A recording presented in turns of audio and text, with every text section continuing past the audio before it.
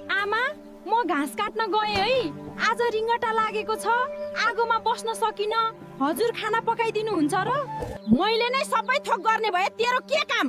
त्यति सानो डोको बोकेर के घाँस काट्न गएको गएर सुत कामचोर। म दुई जिउकी हुँदा त टिठाउनु न आमा। हजुरले पनि त भोगेर आउनु। भाको रिङ्गटा लागेर अडिन सकेको छैन। तेरो सधैँको त्यस्तै हो। म पेटकी हुँदा दुई भारी घाँस काटेर ल्याउँथे। ठुलो छोरो जङ्गलमै जन्मेको पटुकीमा पोको पारेर घर लिएर आएको थिए। हजुरको पालामा हामीलाई भन्दा दुःख थियो, तर मलाई अहिले धेरै गाह्रो भएर भनेको हो आमा। भयो, धेरै नबोल। जा गएर घाँस लिएर आइज अनि आएर खाना पनि पका। म सक्दैन केही गर्न। हुन्छ आमा, म आफै पकाउँला। हजुर आराम गर्नुहोस्। छोरी मान्छेको घर पनि आफ्नो हुँदैन, माइती पनि आफ्नो हुँदैन भनेको यस्तै भएर होला। जति सुख भयो त्यति मातेका छन्। दुनियाँले बच्चा पाएका छन्, तैँले मात्रै